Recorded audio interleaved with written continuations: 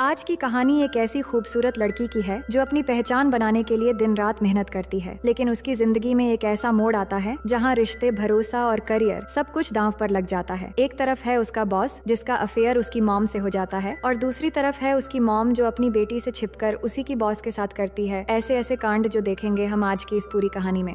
Hello दोस्तों, मेरा नाम है इशिता और कहानी की शुरुआत होती है क्रिस कोल नाम के एक सुपरस्टार को दिखाते हुए जो अपने सुपर हीरो रोल की वजह से दुनिया भर में फेमस है और उसकी फैन फॉलोइंग इतनी जबरदस्त है कि सोशल मीडिया से लेकर न्यूज चैनल तक हर जगह सिर्फ उसी के चर्चे चल रहे हैं। वहीं दूसरी तरफ हम एक खूबसूरत लड़की ज़ारा को देखते हैं जो ट्रैफिक में फंसी हुई है और गुस्से में खुद से ही बात कर रही होती है। ज़ारा असल में क्रिस की सेक्रेटरी है और उसे जल्दी से क्रिस के बताए हुए लोकेशन पर पहुंचना है। इधर क्रिस अपनी गर्लफ्रेंड एशली के साथ लंच डेट पर है और वो उसे समझाने की कोशिश करता है कि हम दोनों को सोच समझकर एक बड़ा फैसला लेना चाहिए। इसी बीच वेटर ऑर्डर लेने आ जाता है तो क्रिस जल्दी से ज़ारा को मैसेज करता है कि वो जल्दी यहाँ पहुंचे। असल में ज़ारा के पास एक गिफ्ट है जो क्रिस को तुरंत चाहिए, इसलिए वो बड़ी मुश्किलों से वहाँ पहुंचती है और कैसे भी करके गिफ्ट उसे दे देती है। इसके बाद क्रिस एशली को बताता है कि मेरी आने वाली फिल्म के लिए मैं बहुत ज्यादा बिजी होने वाला हूँ, इसलिए ब्रेकअप कर लेना ही शायद हमारे लिए एक बेहतर ऑप्शन होगा। फिर उसे वो गिफ्ट दिखाता है जो एक जोड़ी डायमंड इयररिंग्स होती है, तो एशली ना चाहते हुए भी ये रिश्ता खत्म करने के लिए मान जाती है और गिफ्ट लेकर चली जाती है। इसके बाद हम क्रिस और ज़ारा को कार में देखते हैं जहाँ क्रिस अपनी गर्लफ्रेंड से छुटकारा पाकर बहुत खुश हो रहा था, लेकिन फिर वो ज़ारा पर भड़कने लगता है कि तुम कहाँ मर गई थी, तुम्हें अंदाजा भी है कि मैं कितनी मुश्किल में था, मेरी जान हलक में आ चुकी थी, मन कर रहा है कि अभी तुम्हें जॉब से निकाल दूं। असल में ज़ारा भी इस जॉब से कुछ खास खुश नहीं है, पर उसे पता है कि क्रिस अक्सर इसी तरह से बात करता है और यहाँ उनकी बातचीत से हमें पता चलता है कि क्रिस अपनी आने वाली फिल्म की स्टोरी को लेकर परेशान है। तो वो ज़ारा को अगले दिन सुबह 8 बजे एक अच्छे राइटर के साथ घर पर आने का काम सौंपता है ताकि स्टोरी रीराइट करके उसे बेहतर बनाया जा सके। साथ ही वो एशली को दिए हुए गिफ्ट्स वापस लाने के लिए भी कहता है, लेकिन ज़ारा इस काम से इनकार करने लगती है। उसे लगता है किसी को कुछ देकर वापस मांगना बहुत ही ज्यादा घटिया काम है। इसके बाद हम ज़ारा की मॉम और ग्रैंडमदर से मिलते हैं जिनके नाम हैं ब्रुक और लेला। ब्रुक एक कामयाब राइटर रह चुकी है और वो लेला से कहती है, आजकल मुझे खुद का लिखा हुआ कुछ भी पसंद नहीं आ रहा है, काफी दिनों तक लिखना छोड़ दिया था इसलिए शायद ऐसा हो रहा है और ज़ारा के डैड के गुजर जाने के बाद से सब कुछ बिखर सा गया है। इस पर लेला उसे हिम्मत देती है कि तुम बहुत अच्छा लिखती हो, मैंने तुम्हारे अभी के लिखे हुए कुछ पन्ने पढ़े हैं, वो बहुत खूबसूरत हैं, तुम बहुत ही हिम्मत वाली हो और जिंदगी के कितने उतार चढ़ाव के बावजूद भी तुम एक कामयाब राइटर बनी और साथ ही एक अच्छी माँ भी बनी। और राइटिंग के बारे में बात करूँ तो अगर चाहो तो तुम अपनी स्टोरी भी लिख सकती हो, मुझे लगता है ये भी एक बेहतरीन कहानी हो सकती है। इसके बाद ज़ारा को घर लौटते हुए दिखाया जाता है और वो अपनी मॉम के पास जाती है और उनसे पूछती है, मॉम आपकी पहली बुक पब्लिश होने के वक्त आपकी उम्र कितनी थी? तो वो जवाब देती है 30 साल थी, लेकिन तुम अचानक ये क्यों पूछ रही हो? तो ज़ारा कहती है, मुझे नहीं पता, लेकिन ऐसा लगता है कि मैं शायद आपके जैसा कुछ खास नहीं कर पाऊंगी। मैं जॉब तो कर रही हूँ, लेकिन ऐसा लगता है कि क्रिस कभी कभी भूल जाता है कि मैं उसकी सेक्रेटरी हूँ या कुछ और। मॉम उसे समझाती हैं, अगर ऐसा है तो तुम्हें उसे खुलकर बताना चाहिए कि तुम्हें क्या चाहिए। फिर आगे ज़ारा अपने बेडरूम में होती है, तभी क्रिस कॉल करके उसे सुपरमार्केट जाने के लिए कहता है, तो मजबूरन ज़ारा वहाँ जाती है और क्रिस की बताई हुई सारी चीजें खरीदती हैं। फिर उसकी मुलाकात उसकी दोस्त स्टेला से होती है जो एक राइटर है। ज़ारा उसे क्रिस की फिल्म की स्टोरी को रीराइट करने के लिए कहती है, लेकिन स्टेला कहती है कि मैं सुपर हीरो मूवीज की स्टोरी शायद रीराइट नहीं कर पाऊंगी और सच कहूँ तो मैंने बहुत दिनों से लिखना छोड़ दिया है, पर एक बार ट्राई करके देख सकती हूँ। इसके बाद ज़ारा जब क्रिस के घर पहुँचती है तो उसे पता चलता है कि मेन गेट का पासवर्ड बदल दिया गया है, तो वो तुरंत क्रिस को कॉल करती है और क्रिस गुस्से में जवाब देता है कि हाँ, मैंने पासवर्ड इसलिए बदला है क्योंकि तुमने मुझे वादा किया था कि सुबह 8 बजे तुम एक राइटर के साथ आओगी। तुम्हें पता है मैं कितना टेंशन में हूँ, तुम एक भी काम सही समय पर नहीं कर रही हो और तुमने एशली के घर से मेरे सामान वापस लाए या नहीं? अगर अभी नहीं लाई तो तुम्हारी नौकरी गई समझो। ये सुनकर ज़ारा बहुत ही ज्यादा गुस्सा हो जाती है और वो गेट के ऊपर से कूदकर सीधे घर के अंदर चली जाती है। अंदर जाकर गुस्से में क्रिस को कहती है, मैं यहाँ इसलिए आई हूँ ताकि तुम्हारे मुंह पर ये कह सकूं कि मैं ये बकवास नौकरी छोड़ रही हूँ। ये सुनकर क्रिस टेंशन में पड़ जाता है और उसे मनाने की कोशिश करने लगता है कि तुम ऐसे अचानक जॉब छोड़ दोगी तो मेरा सारा काम रुक जाएगा, लेकिन ज़ारा अब पूरी तरह से गुस्से में थी। वो कहती है, मैं ऐसे इंसान के लिए काम क्यों करूँ जो मुझे बंदूक की नोक पर अजीब अजीब काम करवाना चाहता है। और इस बात को लेकर दोनों के बीच काफी बहस होने लगती है और आखिरकार ज़ारा गुस्से में नौकरी छोड़कर वहाँ से घर लौट आती है। अब घर पहुँचने पर उसकी मॉम पूछती है, क्या बात है, तुम इतनी परेशान क्यों लग रही हो? लेकिन ज़ारा अपनी जॉब के बारे में कुछ नहीं बताती और सिर्फ कहती है, मैं बस थोड़ा थक गई हूँ और कुछ नहीं। इसी बीच उसकी फ्रेंड जेनी आती है तो ज़ारा उसे अपने कमरे में ले जाती है। वहाँ दोनों के बीच काफी देर तक बातें होती हैं और जेनी उसे थोड़ी बहुत मोटिवेट भी करती है। फिर जेनी के जाने के बाद ज़ारा अपनी मॉम के पास आती है और सच बता देती है कि मैंने अपनी जॉब छोड़ दी है, मैं क्रिस के उल्टे सीधे कामों से तंग आ गई थी, अब आप ही बताइए मुझे क्या करना चाहिए। चाहिए। इस पर जारा की मॉम उसे समझाती है, तुम्हें क्या करना है ये मैं कैसे बता सकती हूँ, तुम अब समझदार हो और कुछ भी करने के काबिल भी बन चुकी हो, तुम्हें जो सही लगे वही करो। ये सुनकर जारा थोड़ी उलझन और परेशानी में वहाँ से चली जाती है। दूसरी तरफ क्रिस अपने काम को लेकर बहुत परेशान है और इस बेचैनी में वो जारा के घर पहुँच जाता है। घर में जारा की मॉम घर की सफाई कर रही होती है तो क्रिस डोरबेल बजाता है लेकिन कोई रिस्पॉन्स नहीं मिलता। तभी वो देखता है कि गेट खुला हुआ है तो वो अंदर चला जाता है और जारा को पुकारने लगता है। ये सुनकर ब्रुक बाहर आती हैं और देखती हैं कि ये तो जारा का बॉस है। वो कहती हैं जारा बाहर गई है और शायद उसे लौटने में वक्त लग जाएगा। फिर वो क्रिस को बैठने के लिए कहती हैं और अंदर जाके कपड़े बदल के आती है। इसके बाद दोनों बैठकर टिकीला पीते हुए थोड़ी बहुत बातचीत करने लगते हैं। क्रिस बताता है जारा ने जॉब छोड़ दी है, वो थोड़ी गुस्से में भी थी इसलिए मैं यहाँ आया हूँ ताकि उससे बात करके उसे वापस ज्वाइन करने के लिए मना सकूं। तो बातों बातों में ब्रुक अपना नाम बताती है। फिर दोनों एक दूसरे के बारे में पूछते हैं और बातचीत का सिलसिला धीरे धीरे गहरा होने लगता है। फिर क्रिस अपनी फिल्म के स्क्रिप्ट की प्रॉब्लम के बारे में ब्रुक को बताने लगता है कि वो एक राइटर ढूंढ रहा है। तो ब्रुक उसे ले जाकर एक किताब देती है। तभी क्रिस की नजर वहाँ रखे एक नेशनल अवार्ड पर पड़ती है तो वो हैरानी से पूछता है, ये अवार्ड किसे मिला था? तो ब्रुक कहती है, ये अवार्ड मुझे मिला था और मैं असल में एक राइटर हूँ। फिर वो आगे अपने बारे में और कहती है कि जारा के डैड को गुजरे हुए 11 साल हो चुके हैं। इसके बाद मैंने जिंदगी के बहुत मुश्किल हालातों से गुजरने के बाद भी खुद को संभाला और अकेले रहकर अपनी बेटी को बेहतरीन परवरिश की। और इस तरह बातों बातों में दोनों के बीच एक अजीब सा कनेक्शन बनने लगता है और बातों बातों में क्रिस थोड़े शरारती अंदाज में उसकी तारीफ करने लगता है तो ब्रुक को उसकी बातें अच्छी लगने लगती हैं। तभी क्रिस उससे नोटी नोटी बातें करते हुए एक किस कर देता है जिससे ब्रुक बेकाबू होने लगती है और दोनों धीरे धीरे बहुत करीब होके किस करने लगते हैं। फिर कमरे में एक जोरदार तूफान और भूकंप आता है और दोनों इस पल को बहुत एंजॉय करने लगते हैं। इसी बीच जारा घर लौटती है और अपनी मॉम को आवाज लगाते हुए ऊपर जाती है। वहाँ जाकर जैसे ही वो बेडरूम का दरवाजा खोलती है तो उनके कारनामे देखकर घबरा जाती है और सिर दीवार से टकरा जाता है जिससे वो बेहोश होकर गिर जाती है। फिर क्रिस और ब्रुक उसे तुरंत हॉस्पिटल ले जाते हैं और वहाँ जारा दोनों पर गुस्सा करने लगती है। फिर क्लिनिक के अंदर वो अपनी मॉम से कहती है वो आपसे 20 साल छोटा है और आप उसके साथ इस तरह का काम कैसे कर सकती हो। तो ब्रुक उसे समझाने की कोशिश करती है कि कभी कभी जिंदगी में कुछ पल ऐसे होते हैं जो हमारे बस में नहीं होते और ये सिर्फ एक सुनहरा लम्हा था जिसे हमने शेयर कर लिया, तो इसमें इतना सीरियस होने जैसा क्या है। तभी क्रिस अंदर आता है तो वहाँ का डॉक्टर क्रिस का बड़ा फैन निकल जाता है और वो जारा को चेक करने के बजाय क्रिस से ही बातें करने लगता है जो देखकर जारा और भी ज्यादा गुस्से से भर जाती है। फिर घर लौटते समय क्रिस जारा से कहता है, अगर मैं तुम्हें इस मूवी का एसोसिएट प्रोड्यूसर बना दूं तो क्या तुम मेरे लिए काम करोगी? तो जारा रूड होकर कहती है, लेकिन जो तुमने मेरी मॉम के साथ किया वो दोबारा कभी नहीं होना चाहिए। तो क्रिस कहता है, ठीक है, ये हम दोनों की गलती थी लेकिन ऐसा दोबारा नहीं होगा। फिर अगले दिन क्रिस अपनी फिल्म की शूटिंग करने लगता है और जारा बतौर एसोसिएट प्रोड्यूसर सेट पर अपना काम संभालती है। इसके बाद हम ब्रुक को देखते हैं जिसको क्रिस मैसेज करके डिनर के लिए एक जगह पर इनवाइट करता है। ये देखकर पहले तो ब्रुक मना करती है लेकिन फिर वो तैयार हो जाती है और एक खूबसूरत ड्रेस पहनकर क्रिस के बताए गए लोकेशन पर पहुंच जाती है। दूसरी तरफ स्टेला और जारा मिलकर क्रिस के फिल्म की स्क्रिप्ट सही कर रही होती है और इधर क्रिस और ब्रुक डिनर करते हुए बातें करने लगते हैं। क्रिस कहता है, जो कुछ हमारे बीच हुआ वो शायद दोबारा नहीं होना चाहिए। ब्रुक कहती है कि हाँ, ऐसा होना तो नहीं चाहिए और वैसे भी जारा को हमारे इस मुलाकात के बारे में नहीं पता, पर मैं उसे बाद में बता दूंगी कि हमने बात करके सब कुछ सही कर दिया। इसके बाद क्रिस पूछता है, डिनर के बाद क्या तुम मेरे साथ वॉक करते हुए न्यूयॉर्क स्टूडियो घूमने चलोगी? तो वो भी मुस्कुराते हुए हाँ में जवाब देती है। फिर एक रोमांटिक वॉक के बाद दोनों एक जगह पर बैठकर ड्रिंक करते हुए बातें करने लगते हैं और उनकी बातों से लग रहा था दोनों एक दूसरे को पसंद करने लगे थे। यहाँ पर क्रिस फिर से ब्रुक के करीब होने की कोशिश करता है। तभी ब्रुक कहती है कि देखो, कभी भी मेरा दिल मत तोड़ना और कभी भी मुझे बड़ा चढ़ाकर झूठ भी मत बोलना। इसके बाद धीरे धीरे दोनों फिर से एक दूसरे के करीब होने लगते हैं और दोनों पूरी तरह से रोमांटिक मूड में चले जाते हैं। फिर ब्रुक जब घर लौटती है तभी जारा उसे देखकर पूछती है कि आप कहाँ गई थी? तो वो बताती है कि देखो, बात क्रिस की है इसलिए तुम गलत मत समझना। हम दोनों डिनर के लिए मिले थे उस दिन के बारे में बात करने के लिए और मुझे लगता है कि वो बहुत अच्छा इंसान है। तो जारा सवाल करती है, बस डिनर के लिए गई थी या और भी कुछ था? यानी कि वो अपनी मॉम की बात पर बिल्कुल भी बिलीव नहीं करती। इसके बाद हम देखते हैं कि जारा अपनी फ्रेंड को कॉल करके बताती है कि मेरी मॉम मेरे बॉस के साथ ये सब क्या कर रही है और वहीं ब्रुक भी अपनी मदर इन लॉ को कॉल करके सब कुछ बताती है और कहती है कि मुझे बिल्कुल भी अच्छा नहीं लग रहा है कि मैंने अपनी बेटी को झूठ बोला है। तो मदर कहती है, चिंता मत करो, ये तुम्हारी लाइफ है, इसे खुलकर जीना तुम्हारा हक है। फिर नेक्स्ट सीन में हमें ब्रुक और क्रिस को दिखाया जाता है जहाँ दोनों मिलकर काफी लंबे समय से एक जगह पर खूबसूरत पल गुजारते हैं और एक एक मोमेंट को बहुत ही खूबसूरती से एंजॉय करते हैं। उसके बाद क्रिस की शूटिंग सीन दिखाया जाता है जहाँ पर वो एक्टिंग कर रहा होता है, लेकिन क्रिस की ओवर एक्टिंग देखकर डायरेक्टर बिल्कुल भी खुश नहीं होती। इसलिए जारा और डायरेक्टर क्रिस को समझाते हैं कि और अच्छा एक्टिंग करना होगा। सीन में थोड़ा ओवर एक्टिंग पता चल रहा है। अब शूटिंग के बाद जारा अपनी फ्रेंड जेनी को लेकर जब घर लौटती है तो उसकी मॉम उसे बाय बोलकर बहुत ही जल्दी में कहीं निकल जाती है। इसके बाद जारा और जेनी वाइन पीते हुए बातें करने लगती हैं, जहां पर जारा बताती है कि क्रिस ने एक नया राइटर ढूंढ लिया है और उसने उसे बताया भी नहीं, जिससे उसे बहुत ही ज्यादा बुरा लगा है। फिर जब वो अपने मॉम के रूम में जाती है तो वहाँ एक नोट देखकर उसे पता चलता है कि नया राइटर और कोई नहीं बल्कि उसकी मॉम है। ये जानकर उसे बहुत बुरा लगता है और अपनी फ्रेंड को लेकर क्रिस की एक पार्टी में चली जाती है, क्योंकि उसे पता चल चुका था कि उसकी मॉम जल्दी जल्दी इसी पार्टी में ही आ रही थी। वहाँ पहुंचकर वो अपनी मॉम से बहुत ज्यादा गुस्सा करने लगती है, पर मॉम कहती है मैं तुम्हें इस बारे में बताने ही वाली थी कि स्क्रिप्टिंग का काम मैं कर रही हूँ। क्रिस बहुत ही अच्छा इंसान है और तुम्हारे डैड के बाद मुझे दोबारा एक अच्छा इंसान मिला है। ये सुनकर जारा को बहुत ही ज्यादा गुस्सा आता है कि आप क्रिस जैसे घटिया इंसान के साथ मेरे डैड को कैसे कंपेयर कर सकती हो। वो एक धोखेबाज इंसान है और बाकी लड़कियों की तरह वो आपके साथ भी ऐसा करेगा। अगर आपको उसके साथ वक्त गुजारने में मजा आता है तो मैं घर छोड़ दूंगी। ये सुनकर जारा की मॉम गुस्से में ये बोल देती है कि तुम अगर मेरी बेटी नहीं होती तो अच्छा होता। इससे जारा बहुत ही ज्यादा हर्ट हो जाती है और इमोशनल होकर वो घर छोड़ने का फैसला कर लेती है और गुस्से में अपनी फ्रेंड जेनी के घर में चली जाती है। वहाँ अपनी फ्रेंड से बात करने लगती है कि मुझे ऐसा लग रहा है कि उन दोनों ने मिलकर ही मुझे धोखा दिया है। मैं स्क्रिप्ट के लिए स्टेला के पास बार बार जाती रही और मेरी मॉम ने पीठ पीछे उसके स्क्रिप्ट के लिए काम किया और मुझे बताया तक नहीं। वही जारा की मॉम अपने मदर इन लॉ के घर क्रिसमस की तैयारी के लिए आई होती है और उन्हें सब कुछ बताती है कि जारा गुस्सा करके अपनी फ्रेंड के घर चली गई है। तो मदर कहती है कि तुम चिंता मत करो, क्रिसमस मनाने के लिए मैं अपनी पोती को यहाँ बुलाकर जरूर ले आऊंगी। इसके बाद जारा भी वहाँ पहुँच जाती है और अपनी ग्रैंड मदर को बताती है कि आपको पता है उन्होंने मेरे डैड के साथ क्रिस को कंपेयर कर दिया। तो उसकी ग्रैंड मदर उसे समझाने की कोशिश करती है कि जब तुम 13 साल की थी तब तुम्हारे डैड गुजर गए। उसके बाद बार बार मैं तुम्हारी मॉम को ये समझाती रही कि वो अपने लाइफ को खुलकर जिए, लेकिन उसने आधी जिंदगी ऐसे ही गुजार दी और तुम्हारी मॉम सिर्फ तुम्हारे लिए मॉम है, लेकिन ये मत भूलो कि वो एक औरत भी है। फिर जारा देखती है कि क्रिस भी यहाँ पर पहुँच चुका है, जिससे वो गुस्सा करने लगती है, पर ग्रैंड मदर बोलती है कि मैंने ही क्रिस को बुलाया है और तुम्हें थोड़ा मैच्योर होने की जरूरत है। तुम्हारी मॉम ने आधी जिंदगी ऐसे ही गुजार दी और उसके लिए ये सब इतना आसान नहीं था। हाँ जानती हूँ तुम्हारे लिए ये बहुत ही मुश्किल है, पर तुम इस बात से खुश नहीं हो तो कम से कम इस क्रिसमस पर खुश रहने का दिखावा करो और देखो सब कुछ ठीक हो जाएगा। फिर रात के समय हम सभी को एक साथ डिनर करते हुए देखते हैं और सभी काफी हंसी मजाक कर रहे होते हैं। अब डिनर के बाद दोनों सास बहू मिलकर क्रिस के बारे में बात करने लगते हैं, जहाँ पर जारा की मॉम बताती है कि आपको ये बात पता नहीं है, पर मेरे और जारा के डैड के रिलेशन अच्छे नहीं चल रहे थे। वो मुझसे डिवोर्स चाहते थे और इसी बीच अचानक बीमार होकर वो गुजर गए और अब अगर क्रिस की बात है तो मैं कोई होप नहीं रखना चाहती, लेकिन ये रिलेशन खत्म हो गया तो मैं एक बार फिर से पूरी तरह टूट जाऊंगी। और इन दोनों की सभी बातचीत जारा थोड़ी दूर से सुन रही होती है। फिर सब लोग मिलकर क्रिसमस मनाते हैं, जहाँ क्रिस सबको एक एक गिफ्ट देता है और सभी बहुत खुश होते हैं। उसके बाद घर जाने के समय जब जारा कार में बैग रखने जाती है तो क्रिस के बैग में उसे एक ईयरिंग मिलता है। ये चीज देखकर वो बहुत ही शॉक्ड हो जाती है, क्योंकि क्रिस किसी के साथ जब ब्रेकअप करता है तो उसे ईयरिंग गिफ्ट करता है, लेकिन अभी वो किसी से कुछ भी नहीं कहती। फिर घर लौटने के बाद वो जाकर क्रिस को बोलती है कि तुमने तो बहुत ही बढ़िया गेम खेला है, मैंने बहुत सोचने के बाद तुम्हें एक अच्छा इंसान समझने लगी थी, लेकिन तुमने फिर से मुझे शॉक्ड कर दिया। इसके बाद वो क्रिस के बैग से वो ईयरिंग निकालकर अपनी मॉम को बता देती है कि क्रिस जब भी किसी के साथ ब्रेकअप करता है तो उसे डायमंड ईयरिंग्स गिफ्ट करता है और मेरे ही जरिए वो ईयरिंग्स लेकर आया करता था, लेकिन इस बार आपके साथ भी ब्रेकअप करने के लिए वो ऑलरेडी ईयरिंग्स खरीद चुका है। और फिर अपने मॉम से पूछती है क्या क्रिस आपको कभी न्यूयॉर्क स्टूडियो घुमाने के लिए लेकर गया था, क्योंकि ब्रेकअप से पहले वो सबके साथ ऐसा ही करता है। ये सुनकर जारा की मॉम को पूरी तरह यकीन हो जाता है, क्योंकि न्यूयॉर्क स्टूडियो के बारे में किसी को कुछ भी नहीं पता था। इसके बाद वो क्रिस को यहाँ से जाने के लिए कह देती है और उसे कुछ भी बोलने का मौका नहीं देती, तो क्रिस भी यहाँ से चला जाता है। लेकिन इन सबसे जारा की मॉम एकदम टूट जाती है, क्योंकि इतने सालों के बाद वो किसी को सच में चाहने लगी थी। इसके बाद जारा अपने फ्रेंड जेनी के घर जाती है और उसे बताने लगती है कि उसके मॉम के साथ क्रिस ने क्या किया। पर जेनी कहती है क्या तुम 1 मिनट के लिए चुप रहोगी? तुम बहुत दिनों से हर बार सिर्फ अपने ही दुख के बारे में बताती हो। मेरी ब्रेकअप हो चुकी है और 10 दिनों से तुम्हें कई बार मैंने बताने की कोशिश की है। पर जारा कहती है 3-4 दिन पहले मैंने तो सब कुछ तुम दोनों के बीच में सही देखा है। लेकिन जेनी बोलती है कुछ भी सही नहीं था, तुम सिर्फ अपने फीलिंग्स के बारे में ही बात करती रही, कभी भी मेरे बारे में नहीं पूछा कि मेरे अंदर क्या चल रहा है और मैं तुमसे तंग आ चुकी हूँ। इस बात से जारा को बहुत ही ज्यादा दुख होता है और वो रोने लगती है। और यहाँ पर एक ऐसा मोमेंट आ जाता है जहाँ पर हमें जारा की मॉम को भी दिखाया जाता है, जो क्रिस के बारे में सोचकर दुखी थी और क्रिस भी दुखी था, क्योंकि जारा और उसकी मॉम उसे गलत समझ रही थी और उसे धोखा देने का उसका बिल्कुल भी इंटेंशन नहीं था। फिर न्यू ईयर की खुशी में जारा अपनी फ्रेंड के घर गिफ्ट लेकर जाती है और दोनों में फिर से सब कुछ सही हो जाता है। अब न्यू ईयर खत्म होने के बाद जारा क्रिस के घर जाती है, जहाँ पर क्रिस बहुत ही दुखी होकर बैठा था और 2-3 दिनों से शूटिंग पर भी नहीं जा रहा था। वो जारा से कहता है मैं हीरो का रोल प्ले तो करता हूँ, लेकिन मुझे एक विलन का रोल करना चाहिए, क्योंकि मैं एक विलन हूँ। तुम्हें यकीन नहीं होगा पर मैंने एक बार सोचा था तुम्हारे मॉम के साथ ब्रेकअप करने के लिए, और वो इयररिंग्स भी खरीदे थे क्योंकि वो मेरे आदत है। मुझे कभी किसी से प्यार नहीं हुआ और मुझे ऐसा लगता है कि मैं प्यार का लायक नहीं हूँ, लेकिन तुम्हारी मॉम को खुश देखकर मैं कभी भी उन इयररिंग्स को न देने का फैसला कर लिया था और भूल गया था कि वो मेरे बैग में है। और न्यूयॉर्क स्टूडियो के बारे में तो तुम्हें भी पता है, मैं वहाँ पर फेंस और फोटोग्राफर से बचने के लिए जाता हूँ, पर आखिर में तुमने मुझे गलत साबित कर दिया और अब तो तुम भी अपना जॉब छोड़ रही हो, तो मुझे कुछ भी समझ में नहीं आ रहा कि मुझे क्या करना है। ये सारी बातें सुनने के बाद ज़ारा समझ जाती है कि वो गलत थी। फिर वो कहती है, तुम चिंता मत करो, मैं जाने से पहले सब कुछ ठीक करके जाऊंगी। उसके बाद ज़ारा घर पर आती है और अपनी मॉम से बातें करने लगती है कि आप दुनिया के सबसे प्यारी मॉम हो और मैं खुशनसीब हूँ कि मैं आपकी बेटी हूँ। कभी कभी इंसान को एक छोटी सी चीज समझने के लिए बहुत वक्त लग जाता है। मैं भी एक वक्त पर आपको गलत समझ रही थी, लेकिन अब समझ चुकी हूँ कि हम जिनसे प्यार करते हैं उन्हें उनके तरीके से जीने देना चाहिए, क्योंकि उन्हें अपनी खुशी खुद के तरीके से महसूस करने का पूरा हक है और इससे हमें भी खुशी मिलती है। आपने मुझे एक अच्छी जिंदगी देने के लिए अकेले ही कई साल ऐसे गुजार दिए। ये कहकर वो अपनी मॉम को गले लगाकर बहुत रोती है। इसके बाद वो क्रिस को लेकर शॉपिंग मॉल पर जाती है। क्रिस कभी भी शॉपिंग मॉल में नहीं जाता था क्योंकि फैंस उसे घेर लेते थे, लेकिन आज वो मॉल के अंदर जाकर बिल्कुल हैरान हो जाता है क्योंकि सारे लोग बिल्कुल नॉर्मली बिहेव कर रहे थे। कोई भी सेल्फी लेने के लिए जिद नहीं कर रहा था और यहाँ सब कुछ एकदम नॉर्मल था, जैसे कि उसे कोई पहचानता ही नहीं। इससे वो बहुत रिलीफ फील करता है और ज़ारा के साथ शॉपिंग करने लगता है। दूसरी तरफ ज़ारा की ग्रैंड मदर ब्रुक को लेकर शॉपिंग मॉल पर आई होती है और ब्रुक को मॉल के अंदर जाकर उसके लिए एक ड्रैगन फ्रूट लेकर आने के लिए कहती है। तो ब्रुक मॉल के अंदर चली जाती है और फ्रूट लेते वक्त वो क्रिस और ज़ारा को देखती है, तो वो दोनों एक दूसरे को हाई कहते हैं। पर ज़ारा की मॉम समझ जाती है कि क्रिस से मिलवाने के लिए ज़ारा ने ही ऐसा किया है। तो ज़ारा बताती है कि हाँ, ये सब मैंने किया है, पर मुझे लगा कि एक आखिरी बार आप दोनों को बात कर लेनी चाहिए, इसलिए मैं ग्रैंड मदर की मदद से आपको यहाँ लाई हूँ। ये कहकर वो दोनों को छोड़कर चली जाती है। फिर क्रिस और ब्रुक एक दूसरे से बातें करने लगते हैं। तो क्रिस बताता है कि मैं कभी भी ऐसा नहीं था जैसा तुमसे मिलने के बाद बन गया हूँ। मुझे कभी भी किसी से प्यार नहीं हुआ, लेकिन प्यार का एहसास मुझे तुमसे मिलने के बाद हुआ। क्या हम दोनों फिर से एक साथ जीने की कोशिश नहीं कर सकते? तो ब्रुक भी मान जाती है और फिर दोनों एक दूसरे को किस करने लगते हैं। और यहाँ हम देखते हैं कि ज़ारा ने प्लानिंग करके असल में पूरे मॉल को एक फिल्म सेट बना दिया था और वो सब कुछ ऑपरेट कर रही होती है और दोनों को एक साथ देखकर वो बहुत खुश होती है। इसके बाद हमें एक साल बाद का सीन दिखाया जाता है जहाँ ब्रुक की एक बुक पब्लिश होकर वो बहुत ही फेमस हो चुकी थी और ज़ारा फाइनली एक मूवी प्रोड्यूसर बन जाती है और इसी के साथ ये प्यारी सी कहानी यहीं पर खत्म हो जाती है। तो दोस्तों, मैं उम्मीद करती हूँ कि ये कहानी आपको बेहद पसंद आई होगी और अगर आप हमारे चैनल में पहली बार आए हैं तो वीडियो को लाइक करके चैनल को सब्सक्राइब कर लीजिए।